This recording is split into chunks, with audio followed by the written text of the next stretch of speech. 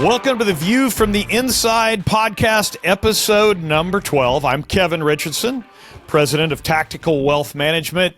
Always fired up to do these podcasts. So much fun to get different guests each month and talk about things that have to do with your finances, or maybe not a lot of times.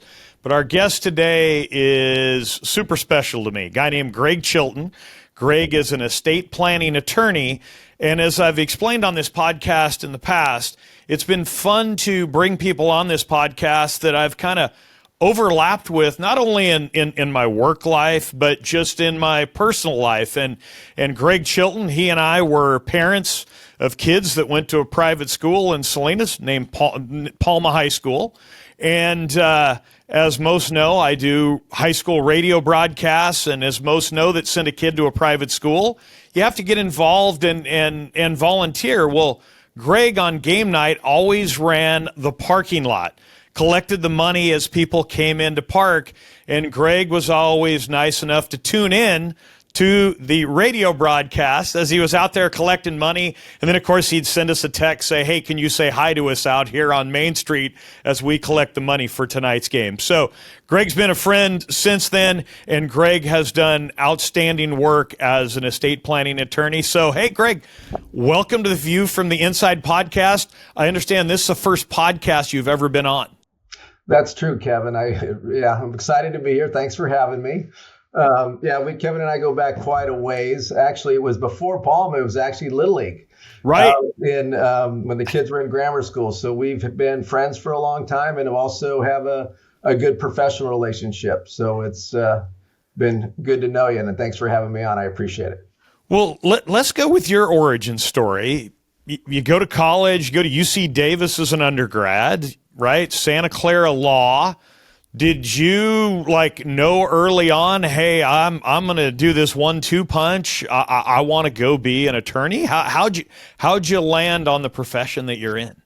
Well, yeah, this is a family business. My dad was a lawyer. He's been practicing in Salinas since, probably the early 70s. Started out in Reno, moved to Salinas with his young family, and he's been here ever since. He had a practice here, so I was raised by a lawyer and always looked like a good life. Went off to college and law school and worked in the Bay Area for a few years and got married and wanted to have a family and thought this community would be a great place to raise a family. So came home and practiced with my dad for better part of 30 years. He's retired 5 years ago. And so now I got his office and running the show here. So I guess we'll say it's a family business. That's how I got into it.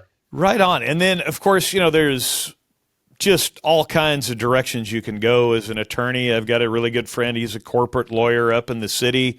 You focus on estate planning. And, of course, that's special to us as financial advisors because we're always talking to our clients, hey, there's 5 spokes to your financial wheel. You've got insurance planning. We heard from Joe Stretch right around the first of the year on our podcast, talked about some high-level stuff there. You've also got tax planning, which everybody just got done with taxes. Of course, we do a lot of retirement planning for people and investment planning. But the estate planning piece, I always feel like is so misunderstood in terms of the breadth and depth, even just for the average investor. Because a lot of times people will go, oh gosh, estate, I don't really have an estate, but you do. How did you end up in estate planning? What pushed you there? Well, again, I followed in my father's footsteps. And it's, as I got into it, I realized, what it entailed. We get to do a lot of preventive planning. We do planning before the event. Okay. And that's nice because you get to help people out. Right. You develop relations with people. You stop and meet and talk to them about what their needs are. Like you said, most people don't think they have an estate, but there's nothing farther from the truth. Okay. We have families that we need to take care of, our children, our spouses. You have a house, you have bank accounts, you have retirements, you have investment accounts. Life insurance. Of course, these are all part of your estate. And an estate is just an interesting word for describing the things that we own. Right. So, that's sort of how I got into it and how I, learned to enjoy it was through building relationships with clients and then being able to help them through with their needs. Well, I always try to tell clients on a real high level, it's arranging the things that you own and care about before that. I'm going to use your word event, but before death or incapacity, so you make sure everything distributes correctly. And then that's where a guy like Greg Chilton comes in, because you need to use a will or a living trust or your beneficiaries correctly. So I guess maybe our high-level explanation pretty parallel to what you're saying. And once you frame it that way, I always find it interesting, because now all of a sudden everybody's interested. And they'll ask, what's the first step? And I know that you taught me many years ago, when I first became an advisor 25 years ago, that you said, hey, look, rough rule of thumb, Kevin, a living trust is a really great tool for somebody, I think you said at the time, that has 100,000 in non-retirement assets, liquid. They own a home, they're married, and have children. Does that rule still hold true? And if so, why is that the starting point? Well, I mean, that was just sort of a general starting point. Why you would set up an estate plan. I've been talking to clients in this way lately. It's about getting your affairs in order. Okay. Making sure that you set things up so when something happens, and really what we're talking about is death and disability or incapacity, that things are set up as best you can. So when these events occur, these transitions occur, we have to do the least amount of work and the least amount of effort. I'm always tell clients, this is an expensive world to deal with, unfortunately. And the more prep we do and the better we pre-plan, and this is probably true with anything, the easier it's going to be on our loved ones, on our family, on the people around us. So we really want to pre-plan. When you need to plan, there's a variety of people. I mean, I wouldn't limit it just to that one facts and circumstances. You could be a single person who has sufficient assets. I usually tell people generally, if you own a home, you need to have an estate plan. If you have minor children and don't have a home, you still probably need one. Yeah, right. Because that estate plan is designed to take care of them. I mean, the example I would give people is, let's say I've got a couple kids and I've got an insurance policy. That insurance policy is designed to benefit my children if something happens to me. Well, if my children are too young, and by that I mean under 18 and even over 18 is too young to be trusted with that kind of money. You have to set this plan up to protect your children and protect your family.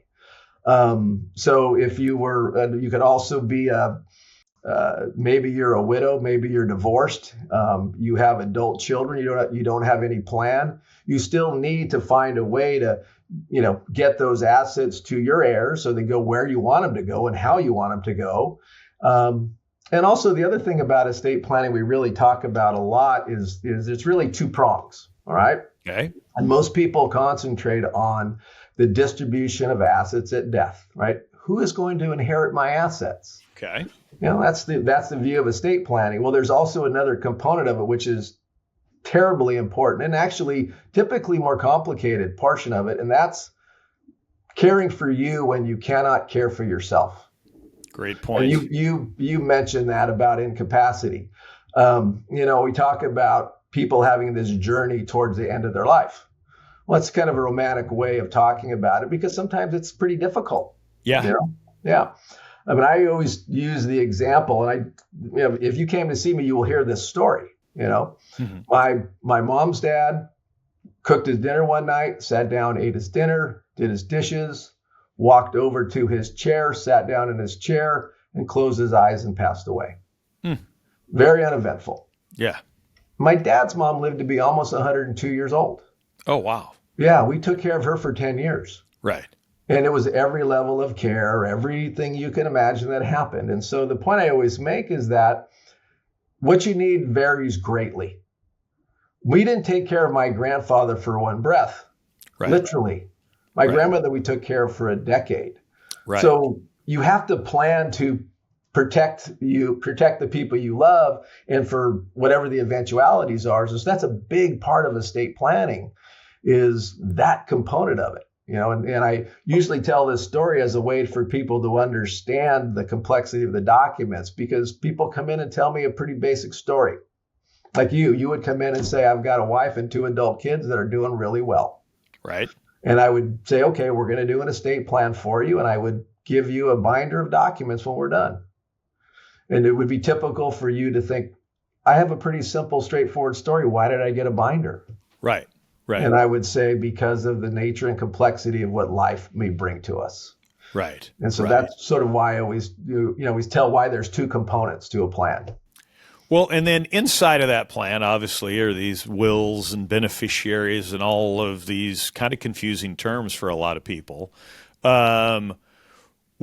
Where do you have kind of this broad stroke recommendation around a will versus a living trust? And I know on a personal level, working with you with living trust, with a pour over will, but maybe for our listeners, that's one that always seems to really confuse people. Do I need a will? Do I need a living trust? How does that work, and how do you explain that? Yeah, I mean, when somebody comes in for a meeting and they want to talk about estate planning, what I always tell them is we need to find out who you are. And by that was that example I gave with using a wife with 2 adult children. And then you have to tell me about what you own, what your assets are. We'll do a list of your assets, because what we're really going to do is take your assets and give it to your people. Right. Depending on this, what you're asking, what asset list dictates setting up a trust. Okay. Okay. And again, if you're looking at a threshold, it's a house. In California, every home is valuable enough to necessitate a trust. In California, the general rule is since we talked the first time, they've raised the thresholds, by the way. Now it's, you can have 165 grand worth of total assets outside of your trust, total assets, and not need a trust. Okay. That's everything. That includes your car, your bank account. So that's the number now. But again, you could have other circumstances that make a trust necessary, like minor children. Okay. Right. So really, if you own a home in California, you need a trust. If you have little kids and other assets you want to give to these kids if something happens to you, you need a trust. And why do you need a trust? Because a trust allows us to avoid court intervention in this process. Okay. And why do we want to avoid court intervention is the question. And I tell people, courthouse is the second most expensive building you walk into. The first is a hospital. Okay. The second is a courthouse. So we want to stay out of there. Yeah. If we can, right? And so a trust works for a lot of people. I explain it this way. A trust works like a will in most people's mind.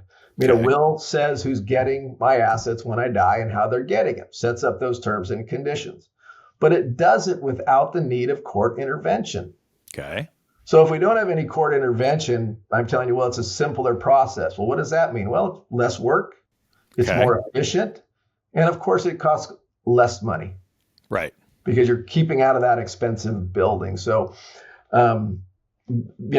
usually I would say, in the high 99% of the people that walk into this office end up having a trust. Well, and then I always think of it like this. People always will not – I slip the question in where appropriate when we get a new client. Hey, tell me about your parents. Number one, I care. But number two, if you've settled an estate for a loved one – this all makes sense really fast, right? It's easy to get people motivated around estate planning. If they haven't had a loved one die where they had to be involved in the estate, it's a little more of a discussion. I love that line, the second most expensive building that you walk into, AKA probate, right, along the way. Real high level, somebody's, it's a couple of kids, got a house, has some investable assets, and they're getting ready to come see a guy like yourself. Number one, they need to have a balance sheet to show you what they're worth and where the money sits, how it is titled, and we'll talk more about that. Do they also need to come in with some thoughts around, hey, if something happens to us, this is who would take care of these kids. Talk a little bit about that, because I know that's a big motivation for a lot of people. You have kids, they come running in to see you, and we always had the joke in our family, before my parents came to see you, I was going to have to go live with my Aunt Joan if something happened to my dad, right? So I'm like, we need to fix that. I'm old enough to be on my own. But anyhow, what do you tell people along those lines when they're coming in to see you around care for their kids if something bad were to happen, and also around health care? I got to have some thoughts around that, right, when they come see you. Yeah, those are good questions, things to think about. So yeah, the more you can prepare coming into the meeting, the more effective the meeting will be, of course. And so, by way of example, if you have minor children, the parents should talk about where they want those kids to physically live. It's called a guardian. Who will be the guardians of your children? And these can be very difficult conversations, frankly. And hopefully they'll be able to agree. Because a lot of times there's some sort of negotiation, right. Yeah, somebody wants their brother and the other person says, I don't want your brother near my kids, right? Right. And so sometimes we'll have to work through those issues. And I don't really have a vote or right. know any of these people and can't judge who the better choice was. And it wouldn't be appropriate for me to pick anyway. But you want to work that out as best you can. And you really need to make a decision. And we always talk about having a first choice and a second choice. We want to build as much redundancy as we can. And so you would pick, have the parents talk about who would have physical custody of the kids, reach an agreement, first choice and a second choice. And there's another parallel choice, is who's going to manage their money. Right. We're talking about the physical custody of the kids. Now we're talking about who would manage their money. The physical custody of a child ends at 18. And so, but you might manage their money longer than that. I typically recommend that you do not give children unfettered access to their money at 18. And even 20, 25, we might start thinking about it. 30 maybe feels a little better. And I always tell the parents, this is not any kind of indictment of your child. This is the fact that they're probably young and inexperienced. Right. It's not that they're not good people. They just haven't done this kind of thing before. And I usually say most people don't get two inheritances. Right. And so we've got to protect this and make sure it's used properly and guarded for the kid. And so while we can't have a guardian past 18 because they're legally adults, we can choose to manage their money for as long in any manner as they wish. I mean, we have plenty of people that come in with kids with disabilities of some sort or some sort of other issue that needs to be managed where we really can never let them manage their own money. But these are all the kind of things that have to be fleshed out. And then a lot of times, the more complex issue, maybe an alcohol or drug problem or some sort of disability, we really have to educate the parents about their options and what makes sense for them. And then sometimes they're able to make a decision in the conference, and sometimes they need to leave and come back. But you really want to talk about, who would have your kids, A and B team, who would manage their money, A and B team, first and second choice, and then some thoughts about if they have any special needs. I always ask the parents if there's any special needs or disabilities or things that, particular needs these children may have that need to be addressed in the estate plan. And then second part of that in terms of healthcare. Yeah. For the two people that come in and create that trust. If I remember correctly on our process, we had to answer some, I always call them the creepy questions, but they're pretty important questions to answer before you're in maybe a creepy situation, right? Well, yeah, when the pressure's not on, if we've made decisions and provided people with guidance when we're in a healthcare crisis, it makes it, to whatever extent it can, less difficult. And so remember, we talked earlier about we're trying to set up a plan that has two prongs. Right. One to distribute your assets when you pass, and the other one to care for you when you can't care for yourself.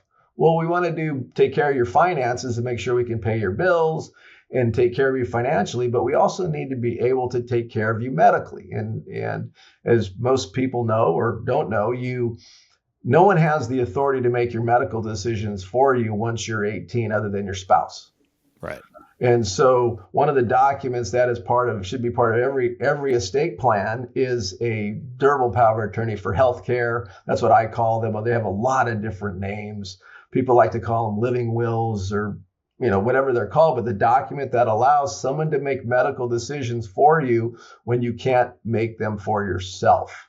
And so think of that as the complete package for caring for somebody. Right. Now, in that, we try to keep that form relatively simple because they're complex times. And so one thing you would think about would be, what kind of life-sustaining treatments do you want typically on your deathbed? Right. And, you get a couple choices. Second one would be the use of pain medication. What kind of pain medication would you like to receive at or near death? And frankly, most people are wanting to be kept out of pain under that set of circumstances. And then finally, a decision about anatomical gifts. What do you want to be an organ donor and the like? And you make those elections for your family. So when the time comes, if we're in that circumstance, you've given them some guidance to make those decisions. Because, just imagine what that would be like if you were with your parent or your spouse and you were having to make those critical decisions. That certainly would not be easy by any stretch, and whatever guidance you could give would be always very, very helpful. Absolutely. Right. So they come in and see you, they work through all these steps, you get this trust created and the durable power of attorney for healthcare, et cetera, et cetera. The part that's always been really interesting working with different estate attorneys over my 25-year career is the level of, I call it follow through, but I guess the level of engagement, right? I've always been really impressed with the way that once you have the document in place, you go that extra mile to make sure that the assets get titled correctly. Maybe talk about that, because it's one thing to have the living trust completed unless they come in, I'll speak from the financial advisor side, unless they get us that trust and give us the ability to title their assets accordingly and get the paperwork done, then the trust is in essence like just a 3-ring binder. It doesn't do them any good. But talk about that process of, once it's complete, that next step that you have to take around your assets, whether it's an investment account or a property or a home. Sure, yeah, and something that we're always working on with the clients, following up on, and frankly, I appreciate the confidence in our ability to chase that down, but it is always something we're working on. And it has, and this is an education. You have to educate clients about this. And so when you set up a trust, we're avoiding probate, we're avoiding court intervention like we've talked about. And so, but in order to avoid that, we have to do what's called fund the trust, or really put your assets in the trust. And so why do we have to do that? So let's just use the example of a home. A trust doesn't have the power to reach out and grab a home and pull it in the trust and give it to your children. Right. You have to transfer the property physically into the trust by doing a deed. And I always tell the clients, the types of trusts we're talking about, you're not giving up title to your property. Right. You own the property in your trust. Your ability to use and control your property held in your trust is in no way diminished or affected. And we use the example of a house, but we're also be thinking about a brokerage account, bank accounts, any type of annuity or life insurance policy or retirement account. You have to look at all those assets to make sure they're properly funded in the trust, and what's going to happen when you die is what you want to have happen. So I always tell people, when we die, from my standpoint, from a professional standpoint, we're doing this clinically, okay? I have a job to do, right? Yeah. And if you think about it, my job is to get the assets, we'll say, from point A to point B. Right. And let's say point A is parent, point B is child. So what do we do? And we're saying, bring in a list of your assets. Your parents die, what do they own? Each asset has its own unique set of tasks that are required to move it. Okay. Right. And so now we're talking about setting up the plan. What we're doing is preparing those assets to move as easy as possible. That's like getting our affairs in order. So, Right. And so that's, you have to take certain steps to make sure the assets will move. A trust is not, it doesn't automatically do these things. We have to execute. It's not self-executing. We have to take these other steps. And what Kevin's pointed out, what he knows from being in this industry, is that's where people fail. Right. And it's not a failure for lack of caring. It's just from a lack of understanding. So you need to understand that your assets need to be transferred to your trust or somehow pointed to your trust. So what does that mean specifically? Well, I gave the example about the house. You would change title to your house. Well, if you have a vacation home, that would need to be put into your trust. If you owned a limited liability company or LLC that owned a couple commercial properties, we'd have to make sure we get title to that LLC in your trust.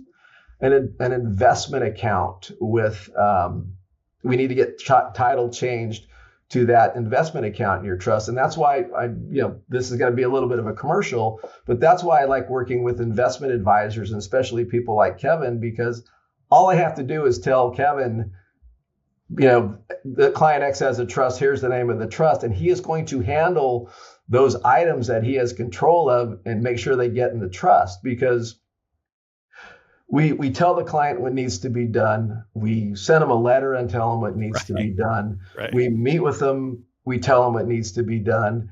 And frankly, I know I'm adding to their to-do list, things that they have to do in their life. Right. And people don't always follow through. Right. Yeah. Right.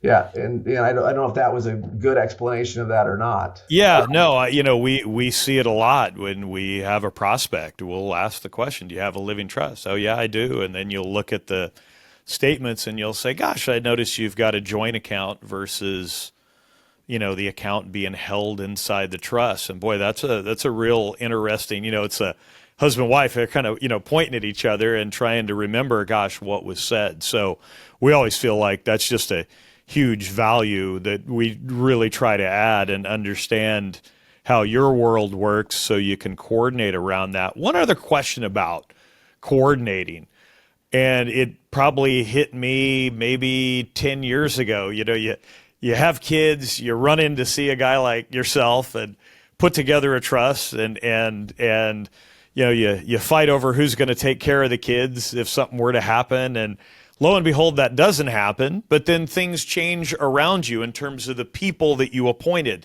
to take care of their money, to take care of their well-being.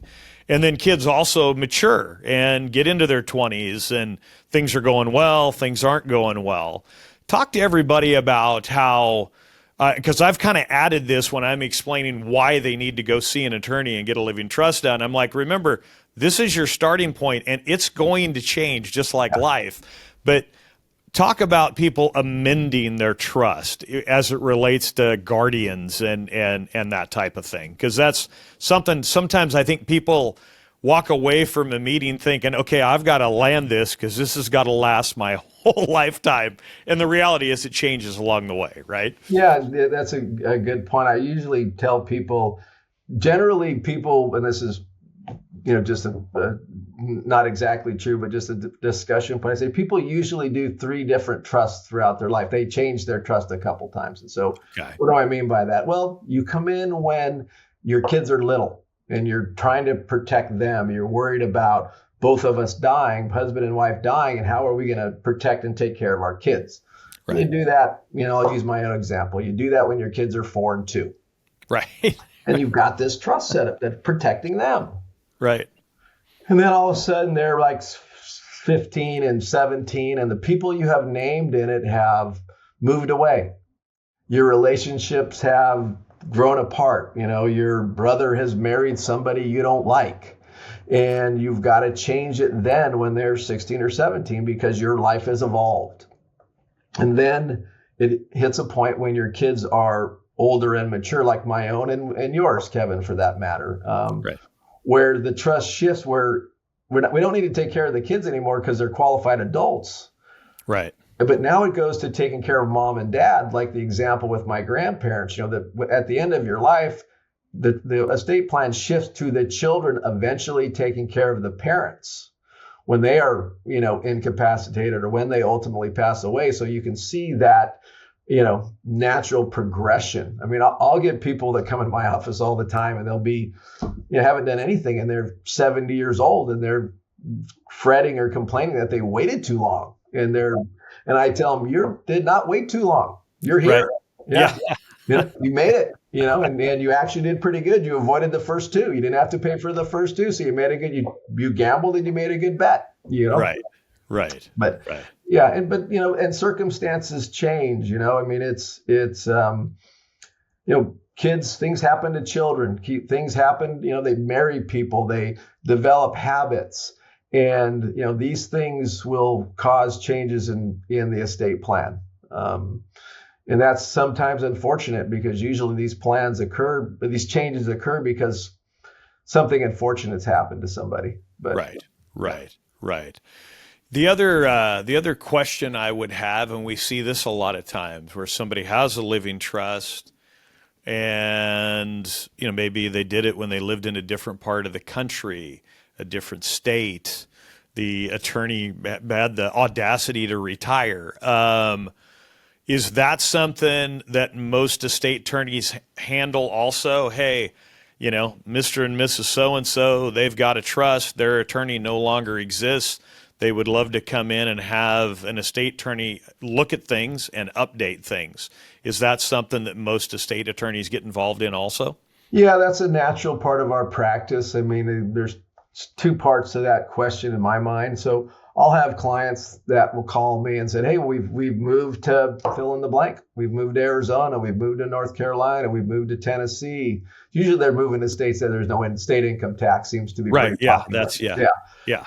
And if you're a permanent resident of that state and have maybe even got rid of all your California assets, I always advise those people, I say, listen, you need to get an estate plan that's specific for that state. Right. Okay. And I'm really, really concerned about their powers of attorney, their medical powers of attorney, and maybe any of their particular trust laws that may exist. And even if they wanted me to modify their trust and amend their trust when they live in another state, I have to tell them I'm not licensed to practice in those states. Right. So if you moved to Texas and had everything in Texas, I actually legally can't do your trust, but it would be a bad idea anyway. Right. And then the same thing is true when people move to California. The same advice would be true. Would be to make sure your documents are complying with California law and get them all updated. Absolutely, that we'd want to do. And we see a lot of estate planning attorneys retire, and people, it's a little bit like having a doctor, an accountant, a lawyer, a financial planner.